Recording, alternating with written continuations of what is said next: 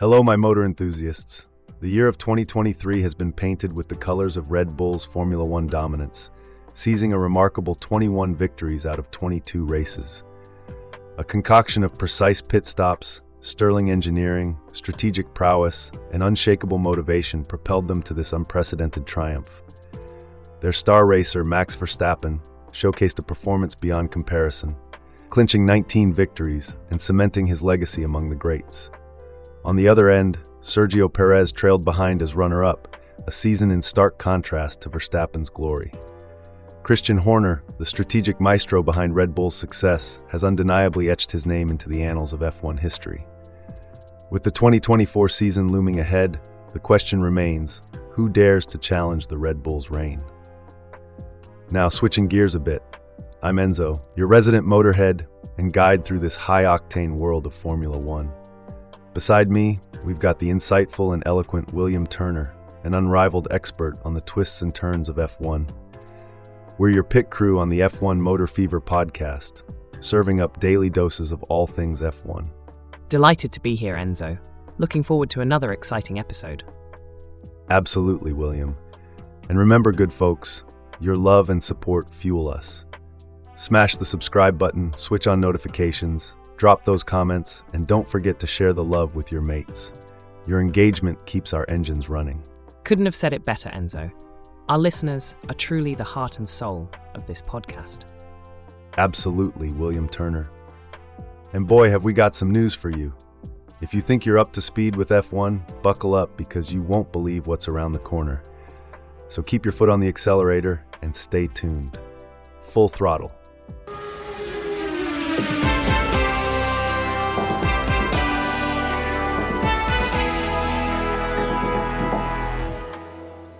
Now let's delve deeper into the remarkable achievements of Red Bull in the 2023 Formula One season. The performance was as close to perfection as it gets in the world of elite sport. Every element that constitutes a top-tier racing team was on full display, leading to a level of dominance that is likely unmatched and unprecedented. You're spot on. Every single race was a demonstration of Red Bull's prowess. Christian Horner's team made their mark in the sands of Bahrain and kept their foot firmly on the accelerator for the rest of the season. Indeed, the prediction from Mercedes' George Russell about Red Bull winning every race didn't quite materialize, but it was astonishingly close. Winning 21 out of 22 races is nothing short of a Grand Prix racing miracle. Absolutely. This achievement wasn't just about luck. It was a culmination of flawless pit stops, robust trackside engineering and operations, strategic planning, motivation, and perhaps a sprinkle of good fortune. And while some suggest the dominance on display has led to F1 losing fans after the unpredictable 2021 season, it's important to remember that this is the nature of the sport. Before Red Bull, there were other champions, Mercedes, Ferrari, Williams, McLaren, each having their era. F1 is a meritocracy, and the best will always rise to the top. That's very true. It's not Red Bull's fault for being exceptional. The onus is on Mercedes and Ferrari to step up their game. And let's not forget to mention Max Verstappen. His performance this season was nothing short of extraordinary. He demonstrated why he deserves his place on F1's Mount Rushmore of defining drivers. If it wasn't for a few unfortunate incidents, he might have won every race, joining the ranks of sporting legends. A truly remarkable season. We can only wait and see what next season brings. Full throttle. Let's not forget, Verstappen didn't just win races, he shattered records along the way. With 54 wins to his name at just 26 years old, he's made a comfortable nest for himself on the all-time wins list, sitting at third place.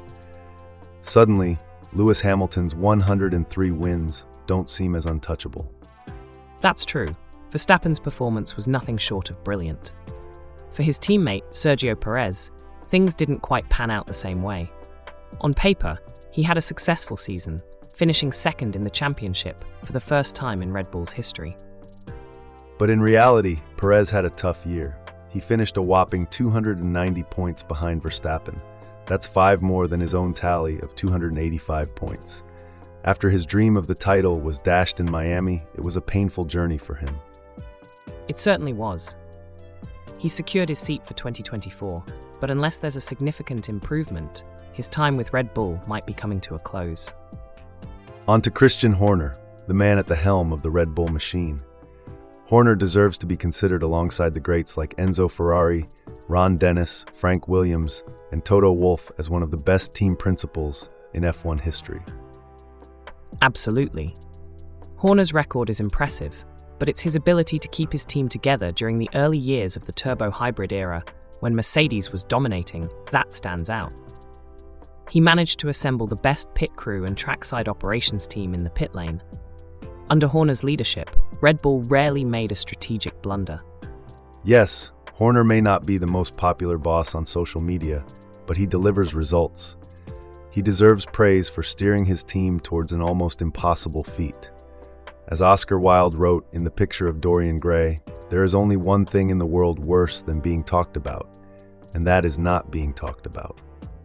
So, who do you think will be Red Bull's closest challengers in 2024? We'd love to hear your thoughts. Now, William, what's the word on the web? Any juicy comments worth sharing? Well, this is an interesting one. A user by the name of Additional Gay said, quote, "At Nihad Salona, who took Hamilton's trophy, made a statement on Twitter," unquote.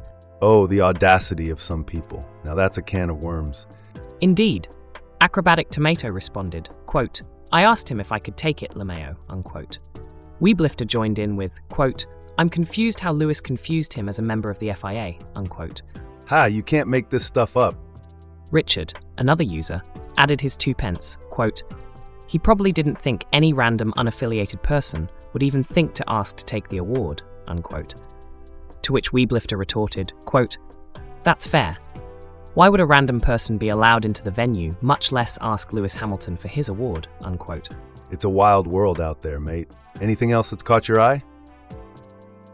There's a comment here from Craze F35. Quote, "I admire the stupid confidence to just see Lewis Hamilton set a trophy down and ask if you can have it," unquote. And Quivex also chimed in, saying, quote, "I myself have walked into rooms full of ambassadors or other important people. Now, I was meant to be there as a photographer for these things. However, the ease at which I was allowed in was not lost on me," unquote. Talk about being in the right place at the right time, eh? Or perhaps the wrong place, depending on how you look at it. And finally, user Discrep suggests a foolproof tactic. Quote, "Clipboard, an earpiece and a black t-shirt that has staff on the back. Or work boots, coveralls, and some cables or tools," unquote. So there we have it. It seems anything is possible if you look the part. Well, it's all fun and games until someone nicks a valuable trophy. One thing's for sure, this has stirred up quite the online debate. Well, that brings us to the end of today's episode of F1 Motor Fever podcast. We've had a cracking time discussing the highs and lows of the recent race and the fascinating dynamics in play. A big thank you to all our listeners for tuning in. We appreciate your company immensely. Absolutely. And remember, there's always more where that came from. We've got a treasure trove of Formula One talks, tidbits, and tales to share with you. So don't forget to subscribe and activate notifications. You wouldn't want to miss out on any juicy content.